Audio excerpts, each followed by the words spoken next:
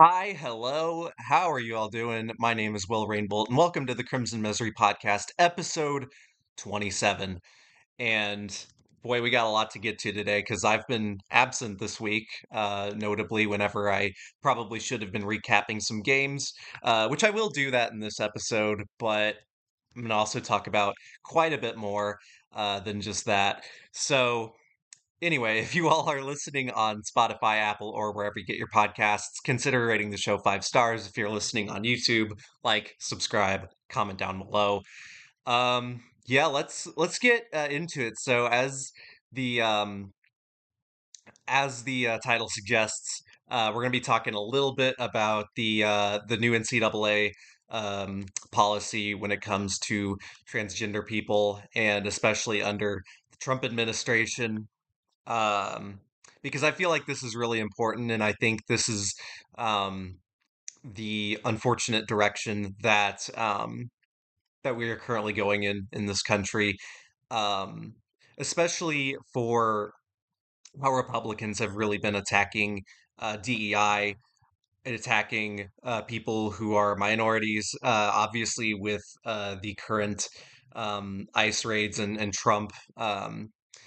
Trying to essentially make good on that particular promise of deporting illegal immigrants, which, as we all know, leads to people who are not criminals or not illegal immigrants getting in the crosshairs. And the talk of sending them to Guantanamo Bay is just overall a very inhumane situation, and especially his recent comments about taking over Gaza. Um, it is just terrible. And excuse me, in this particular instance with um, changed, it's especially for women's sports. This is what the right and what Republicans have been focusing on.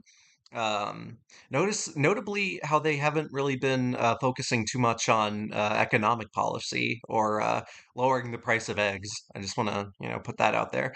Um, so yeah, the NCAA is basically capitulating to the Trump administration because of his signing of the executive order that banned transgender athletes from girls and women's sports, and basically the NCAA is um, again, as I said, they are working with that to ensure that only women who are, quote unquote, assigned female at birth, which is, it really is just such a. It's not only regressive in the way that the right goes after these individuals who, again, don't make up a ton um, of the percentage of female athletes. They don't, and it's embarrassing and it's very humiliating um for transgender athletes who like have not just like all of a sudden like, oh, I'm actually going to become a girl or a woman. It's like that's what gets me like so agitated and aggravated among everything else, because they've likely been on not likely been on, but just like they've been taking estrogen. They've been trying to live life the way they actually are. And it isn't child molesting, it isn't grooming, as a lot of people on the right have talked about and smeared them as, just especially a lot of transgender adults, as pedophiles. And that obviously has been amplified by people like libs of TikTok, for example, who have been responsible for many bomb threats at children's hospitals, and just overall um, continuing to circulate this very rightward trend socially. among actually accepting transgender people, and not just even that, but just LGBTQ plus people in general, because that's where it's gonna go.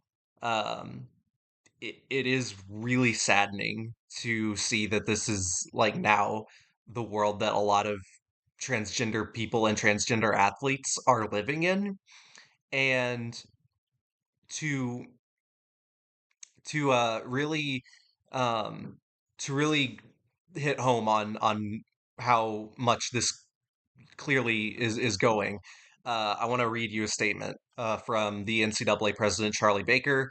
He says, "We strongly believe that clear, consistent, and uniform eligibility standards would best serve today's student athletes instead of a patchwork of conflicting state laws and court decisions. To that end, President Trump's order provides a clear national standard." Yeah. Um, So in 2022, there was a sport by sport approach that went down where basically the governing body of that department would be able to say like, "Hey, this is what this is what's going to be happening with transgender athletes," and now it's pretty much just, yeah, fuck you. If you're transgender, we don't want you here. That's what it provides. So, um, to Charlie Baker, go fuck yourself. Um, I I really am. It is simply just um, it's awful the way this is going to be, and it is pretty clear. They've made it clear that this is what's going to happen, and they aren't stopping. They are not going to be stopping. Um, yeah, so that is very unfortunate news. So with that being said, I don't have a ton of things to say about the Super Bowl. Um, it is another Chiefs Eagles Super Bowl, the second in 3 years, and um, another Chiefs appearance. There is a lot of Chiefs fatigue, and I really, you know, I try not to be like, oh, just because the Chiefs are good, it's like it's unwatchable. Like the NFL's unwatchable. Like I've never really been like that, even when like the Warriors were good in the NBA or the Patriots in football. It is it is whatever. And I'm kind of like this now with the Dodgers in baseball. With the way they are just like so much better on paper than literally everyone else. Um, it was pretty not I don't even want to say funny, but like when Travis Kelce was asked like what it would mean to play in front of Donald Trump, and he was like, "Well, I think it's I think it's great, like just playing in front of like uh no matter who the president is." I'm paraphrasing there, but um bro, you know that Taylor Swift was literally the target of one of Trump's like rants. You know that, right? You know she voted for Kamala Harris, right? You know that Donald Trump posted on his Truth Social saying, "I hate Taylor Swift." And does that not register for you, bro? Like, look, I'm not invested in any way, shape, or form uh to Travis Kelce, I almost said Trump, Travis Kelce, Taylor Swift romance, but I like, come on, I feel like you got to go through some sort of counseling if you're those two. So, um, but overall, like the Eagles look. I mean, I don't like the Eagles, but I guess I will be rooting for them, just because I want a different winner, this year, and because I guess, you know, I, like the Chiefs fans are just kind of insufferable, and the fact that there's a lot bit of a MAGA base to them is just, I mean, MAGA bases are everywhere. Like, I get that, but I don't I don't really know aside from that. So it is what it is.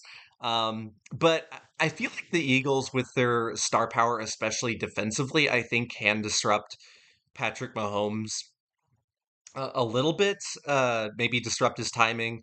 I think this will be a pretty low scoring game, at least like, not in the 30s or 40s. I think this game could be ending like, you know, 28 to 24 or something. I think it might be one of those games. Because I think the Eagles will want to try to, um, especially like with what they did against Pittsburgh, I think they'll want to try to command the football, command time of possession. And will it work? I'm not sure. Um, but unfortunately, my gut is telling me that the Chiefs are just going to win on the most insane play possible. Like, I keep saying that at one point Harrison Butker, who I also despise, is gonna kick the game winning field goal that hits the crossbar like three different times. Like, something insane like that is what I'm uh, expecting. So yeah, final prediction for that. Eagles 28, Chiefs 24 is what I'm predicting, but unfortunately I also think that the Chiefs bullshit is truly real. And they could very well be winning. So with that being said, I'm not gonna go into as much like uh going over the results of uh, the basketball games of this week. I'll say some of like the notable results. Um, but I did want to talk about Indiana um, a little bit, and especially Woodson's tenure. It's over, bro. It's over. It's so over. Um, but before I do that, I did want to talk about UCLA remained undefeated against Ohio State. Only two losses for the Buckeyes still. This was going to be a tough one, but once again, Lauren Betts just continues to prove why she might be National Player of the Year, or at least like in contention, because she is so good. She's so good, and I know like Juju Watkins exists. That is Paige Beckers exists. Hannah Hidalgo exists.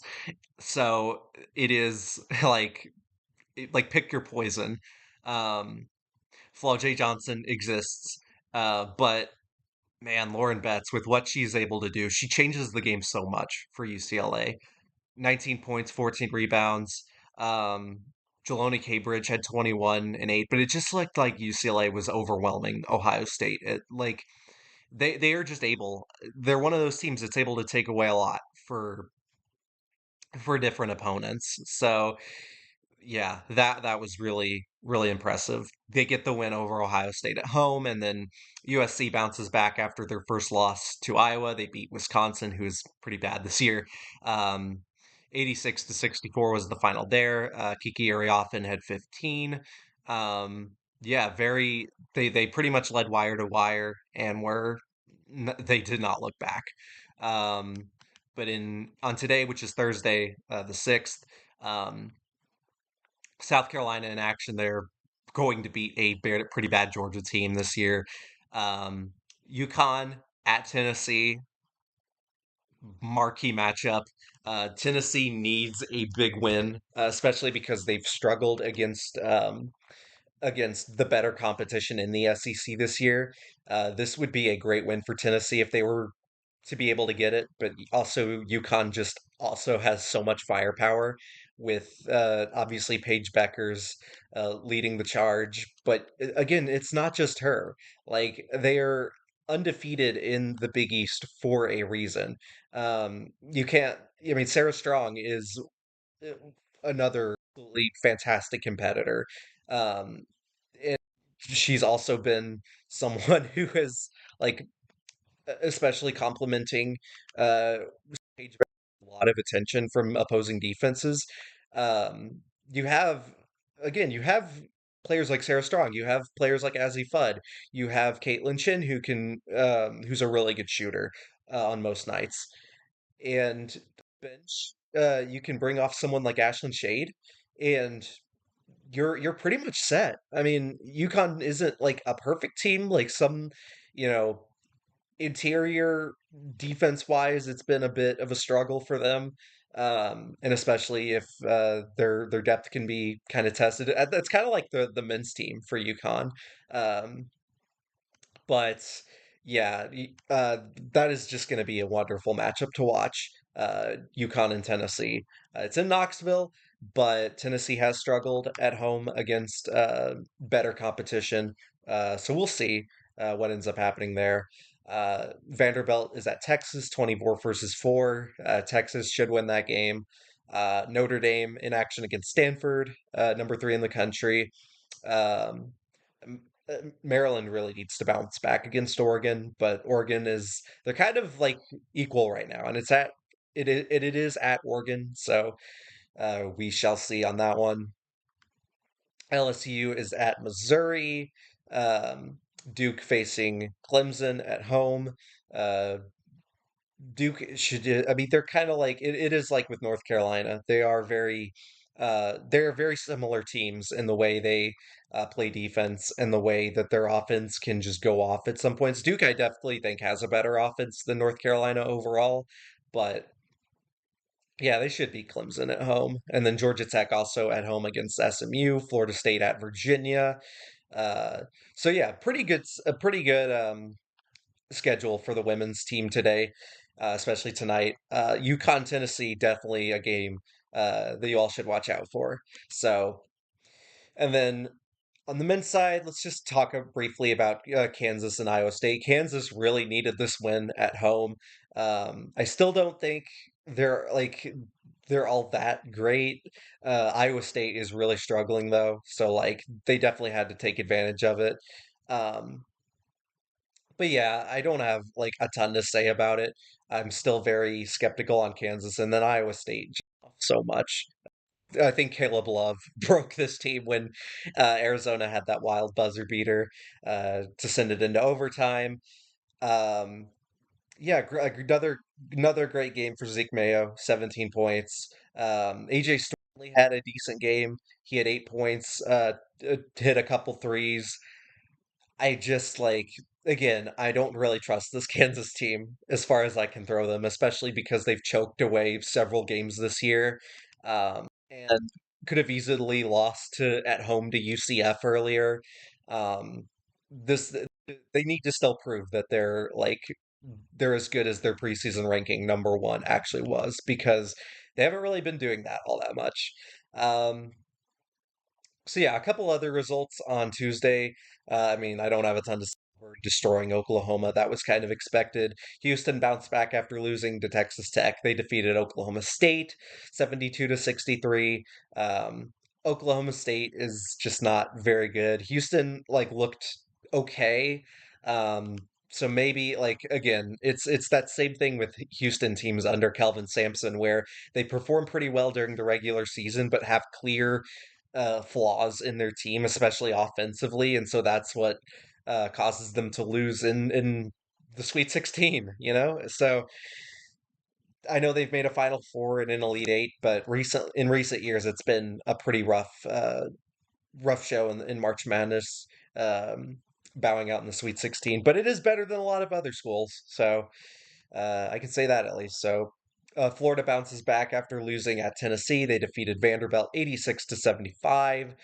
Purdue got a big win at Iowa 90 to 81 after Braden Smith had a I mean Braden Smith just had an insanely good game. 31 points. Just again, he's hit like he's so good.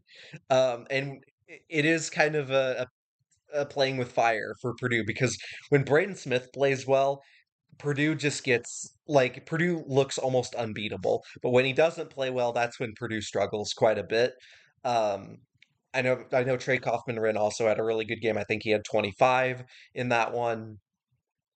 But yeah, Iowa just without Owen Freeman, really just could not stop Trey Kaufman-Renn and had to really um, really switch on Braden Smith a lot. Peyton Sanford had missed a game tying three-pointer for Iowa that would have tied it at like 84, I think. But I think Purdue, or was it? Because I don't think they score. I think Iowa went in a pretty bad drought to end the game. So yeah, Purdue gets the win on the road. They're now 10-2, leapfrogging Michigan State, who lost at UCLA, 63 to 61. UCLA with the game winner from Eric Daly to take the lead 63 to 61, and then Michigan State uh, with a contested shot to end the game. Very defensive battle. It's just your classic Big Ten unwatchable game overall, even though this was like a bit more watchable than other Big Ten games, especially featuring Rutgers or Northwestern. Um, yeah, great win for UCLA, who's just surging since their really bad start in Big Ten play. I believe they've won five or six in a row now, and beating some really good teams. They've beaten Wisconsin, they've defeated Maryland, uh, or no, they did defeat Maryland. Who am I thinking? No, they lost to Maryland. They defeated Oregon, they defeated Wisconsin, and they've defeated Michigan State. They also got some big wins against Washington and USC. Still very weird that those teams are in the Big Ten now. I was thinking of a different team when I was thinking of Maryland. But Texas Tech ended up defeating Baylor, so they're currently still on the rise, now 13th in the country. And Baylor was really tired after uh, beating Kansas, uh, having to really bounce back in that one. Uh, which I mean, again, was a great win for Baylor, but because VJ Edgecombe did not play in this one, I'm actually not sure of the update status for VJ Edgecombe. Uh, that is something that's probably worth checking out. Um, yeah, I just don't think he was playing in this one. I think he should be back. Uh, Baylor definitely needs it if they want to make the tournament, but. Yeah, Texas Tech is just really good, and especially at home against a Baylor team that was really tired coming off that win against Kansas, definitely makes a lot of sense. Um, Arizona defeated BYU. They're now back in the rankings. They're 10-1 now in the Big 12, so they're leading that conference currently, which is something that I would not have expected after they had struggled so mightily in the non-conference portion. But Arizona's returning quite a bit. They're tied with Houston for the top of the Big 12. Um, and finally, like you're seeing someone other than Caleb Love start to score. He's finally scoring a bit more, and his 3-point field goal percentage is going up. Uh, he had 18 points. Um, Henry Visar had 17 off the bench. They definitely need him to step up, especially with their defense. KJ Lewis only had seven, but he had five rebounds off the bench. Jaden Bradley had 17. So Arizona still like I mean, I've talked about their struggles, especially under Tommy Lloyd, but this Arizona team is bouncing back quite nicely. And then Ole Miss defeated Kentucky. Kentucky is now 4-5 in the SEC. So after losing at home to John Calipari and his to Rupp Arena, they get pretty pretty well beaten. I mean, they were down by 23 points at halftime. Like Ole Miss was destroying them. It was really bad. Like Matthew Morrell went 6 for 11 from three. He had 24 points. Dre Davis had 17. Jalen Murray 15.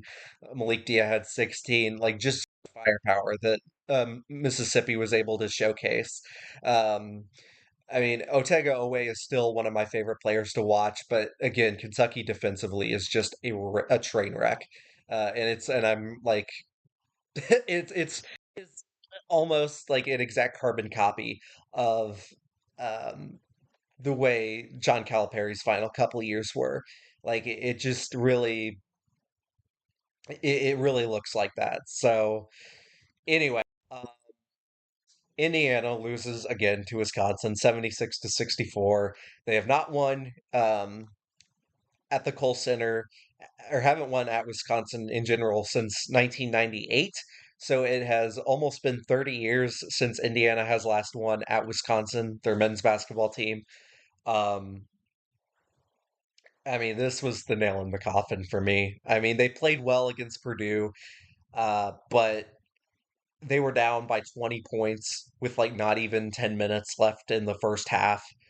They were down 24 to 4, and that's all I needed to see. This team is just out of gas. There's no motivation. This was the time for Indiana to actually make some sort of run, and that just isn't the case.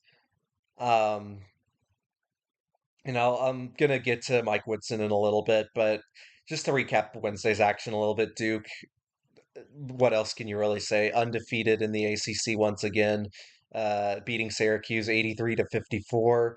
Um, they play Clemson next, and I believe Dick Vitale is going to be calling that game.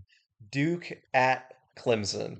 Um, yeah, Dave O'Brien and Corey Alexander, who I don't really like Corey Alexander commentating games. He's a lot of color commentators like Fran Fraschilla and Jimmy Dykes are just really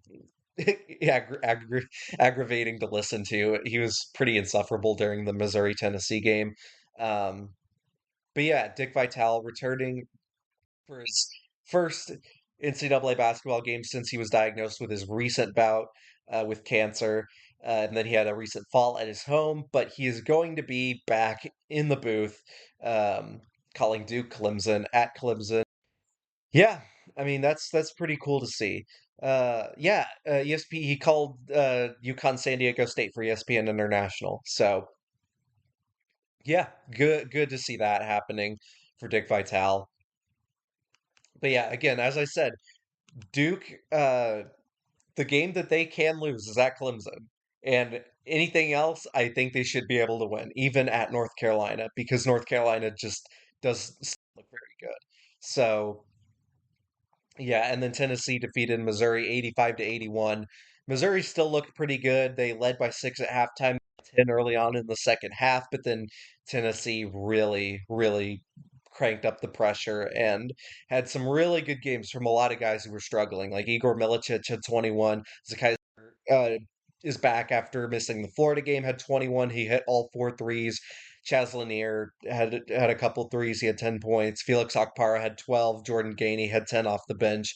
So Tennessee, when they are offensively sound, they are unbeatable. But when their offense is just not working, then they are so like they have to rely on their defense so much.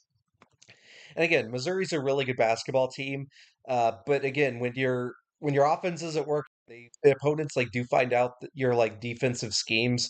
And this isn't one of Tennessee's better defensive teams overall. So when if it ever comes to the point where they get into a bit of a shooting match, like their offense or a shootout, like Tennessee is definitely suspect offensively. Like they did not look like the number one overall defensive team in the country, even though I know what Ken Palm says, but they did not appear to be like that today. And that also should just go to show you how good Missouri is offensively. Um, like they are a little more balanced than people think they are overall. Like they're 52nd in defensive efficiency, which is actually like, not all that bad. And then offensively, they're 12th. So again, Missouri is a really good basketball team. So Tennessee definitely with a big win here at home.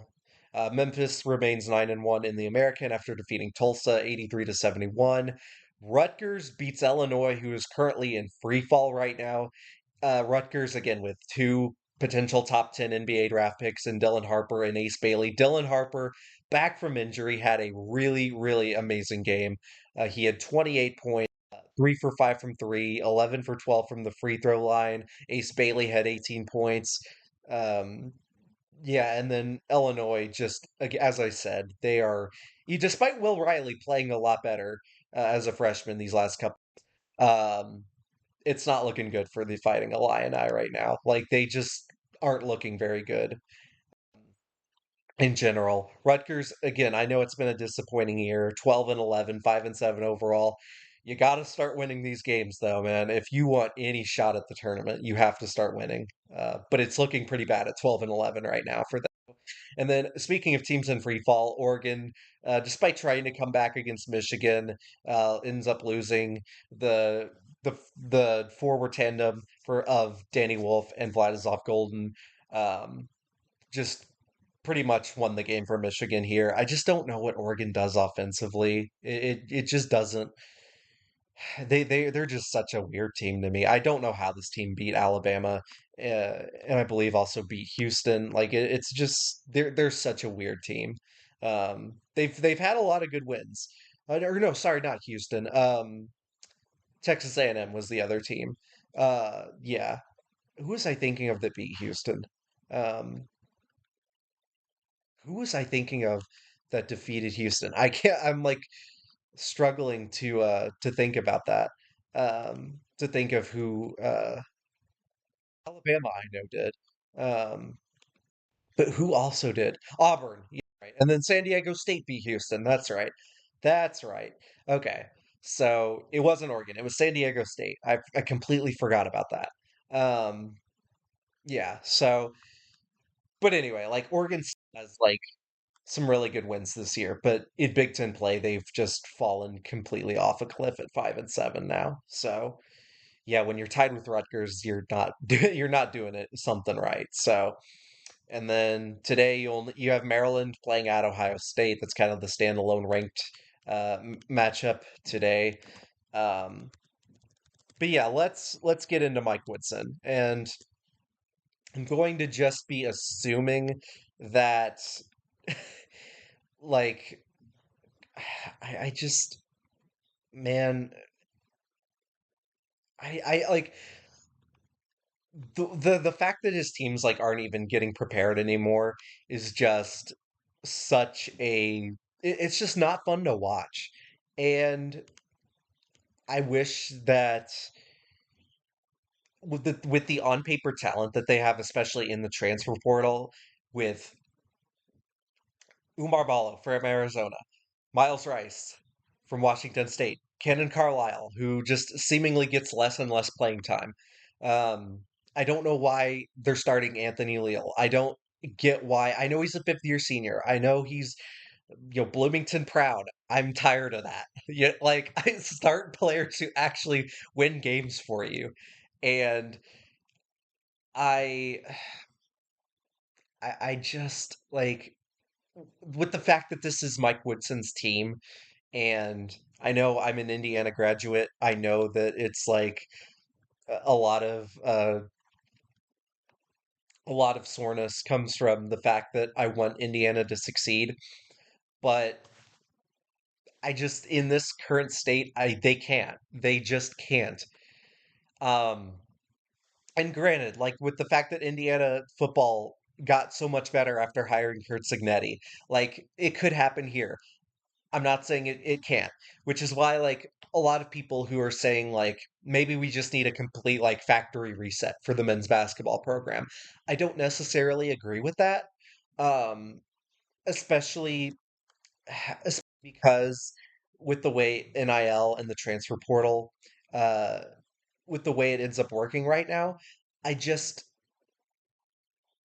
I it doesn't really like because I've seen I was reading an article about perhaps they should like tear down Assembly Hall and build something else and hire like I agree they should hire outside the program. Like they shouldn't really hire like an IU guy where the tradition of Indiana basketball is Bobby Knight and with the five national titles one under Branch McCracken and Bob Knight. Um and we should hire IU guys that recruit in state and like that part I do agree with. Like there Indiana is missing out on guys um from in-state, especially they could have had Luke Goody for 4 years and instead of just the 1 year. Um but I mean I don't agree that they should like I mean there is Indiana is can win like in Assembly Hall. They can win by like recruiting in state. They can win by having a coach that is more modern to the game. Uh, is like, but when you hire someone like Mike Woodson, who is like attached to that Bobby Knight era, and then doesn't really, his offense is just that like too big lineup that isn't working, and teams are still able to drive in on Indiana. Uncontested layup, uncontested layup, uncontested three-pointer.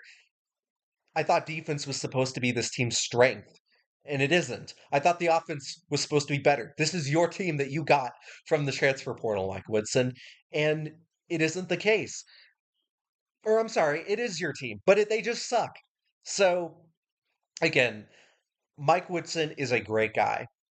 He should not be the head coach of Indiana men's basketball. Archie Miller was the same way. Hired like he was supposed to be the new gun hire from Dayton, and the 4 years under Archie Miller were miserable. They were miserable. I had to go like my freshman and sophomore year in college were under Archie Miller. That like you can't hurt me. You cannot hurt me after that. You can't hurt me after Indiana football was as bad as they were. So yeah, I I've thought about it. I've thought about the coaches that could be um, replacing Mike Woodson, and the two immediate no's that are just nope, absolutely not. Are one, um, Chris Beard. Stay away from Chris Beard, um, especially because he's had like domestic violence accusations and has had all of that history. Stay the fuck away from Indiana. And then number two is Bruce Pearl. Absolutely not. I do not want a Zionist who is cheerleading Israel's genocide in Gaza, who is a Trump supporter. I want him far fucking away from Indiana. Absolutely not. And the fact that he has recruiting violations as well, both at Auburn and at Tennessee, I just like no, that is an immediate no. I'm sorry. No. I do also do not want Kelvin Sampson back at Indiana. I don't want that that to come back, even though Kelvin Sampson has actually had success at Houston, plenty of it. Um, that ship has sailed, unfortunately. So, and also we're not getting Dusty May from Michigan. Michigan should do everything in their power to keep Dusty May there, even though he was when he was still at Florida Atlantic was a potential candidate for the Indiana job had Mike Woodson been fired. Wasn't the case. Dusty May goes to Michigan, and that's where he should probably stay. Um, that ship has sailed. That ship has also sailed. Um, I'm also gonna say no to Shaka Smart at Marquette. Like I'm sorry, but since his Final Four run in 2011, he just has not really had much success with uh, VCU nor Texas nor Marquette. Really, I know he made the Sweet 16 last year, but yeah, I just Shaka is not the answer to me. Uh, even someone like Pat Kelsey at Louisville, like I'm sorry, that's just not. I'm gonna say no to that. So who should coach Indiana then? Like who is an up and comer? Who is someone that is outside the program that would coach Indiana? Um, and by that I mean like also like Steve Alford at Nevada. No, like we are not hiring Steve Alford. We are also not hiring Brad Stevens. Um, like I'm that conversation just like angers me every time I hear it. Like, come on. We are not we are not hiring Brad Stevens. Like that is not happening. Like stop. That fantasy that so many Indiana fans have is just so irritating to listen to. Like it just it will not work.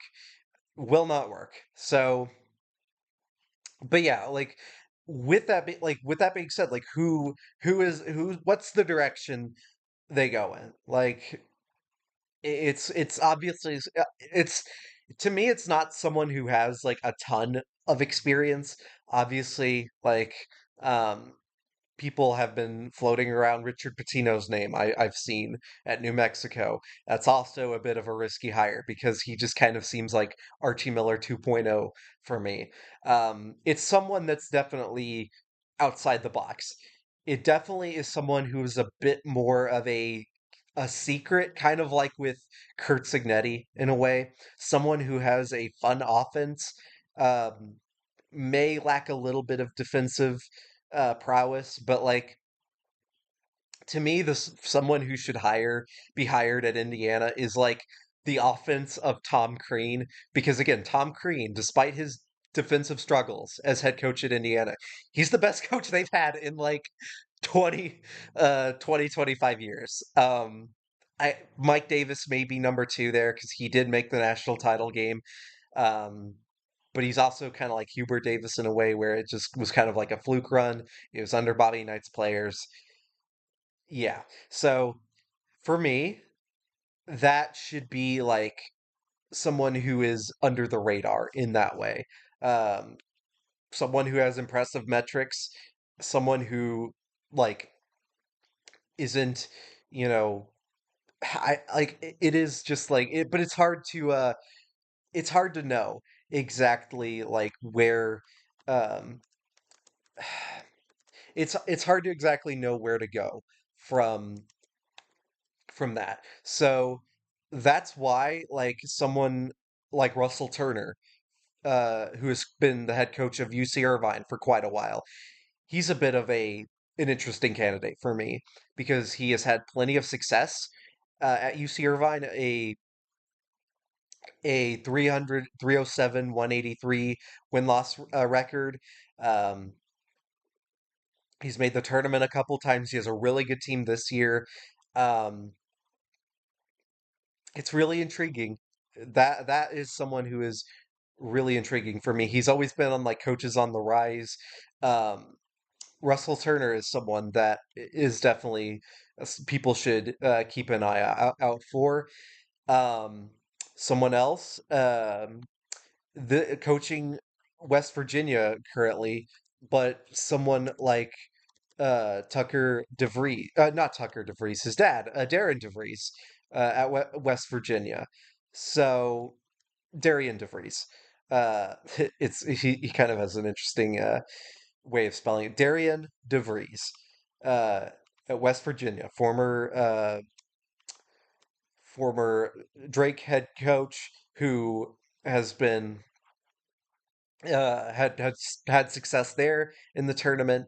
West Virginia, I know, hasn't had a spectacular year, but that is a that is definitely an interesting person to look at. Uh, I know they've struggled a little bit, especially with losing at home to Arizona State. Um, but that's also a hire that might be. I know his son Tucker DeVries. That's who I was thinking of. I thought it was the opposite for a second, but that is an interesting hire.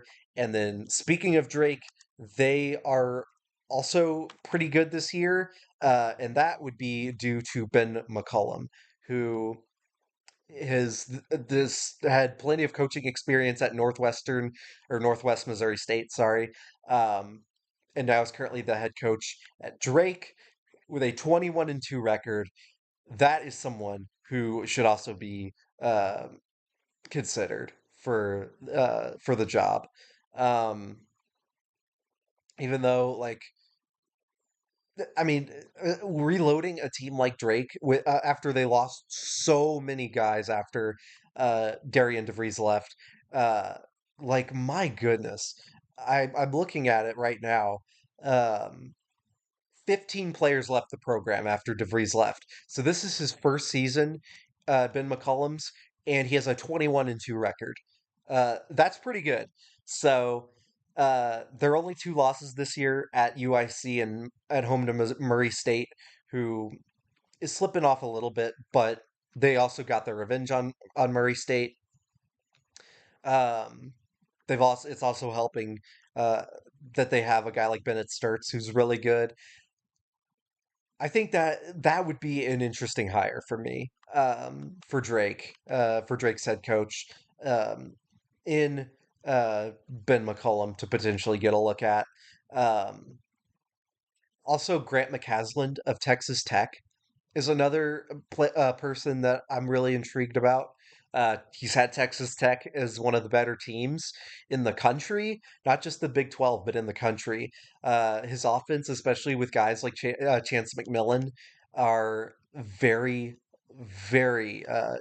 interesting to look at. So that is definitely someone I've been looking at quite quite intriguingly. So very intriguing um, head coaching head coaching prospect. Uh, so that's like those are the guys that I'm really interested in overall. Um, but again, do I think Indiana will make the right hire? Maybe. They made the right hire for their football team. So, and again, can they do it here? We'll see. We'll see.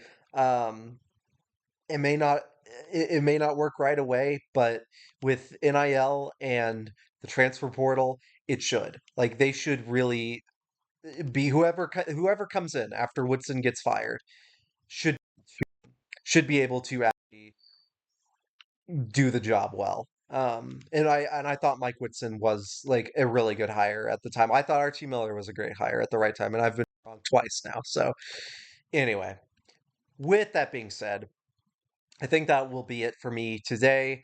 Again, by the time this weekend slate of games ends up passing through, I'll get a little more into the mid majors, but yeah, just had quite a bit to talk about today, and it's been kind of a busy week, so didn't get a chance to watch a ton of basketball games, especially mid majors that I usually like to watch.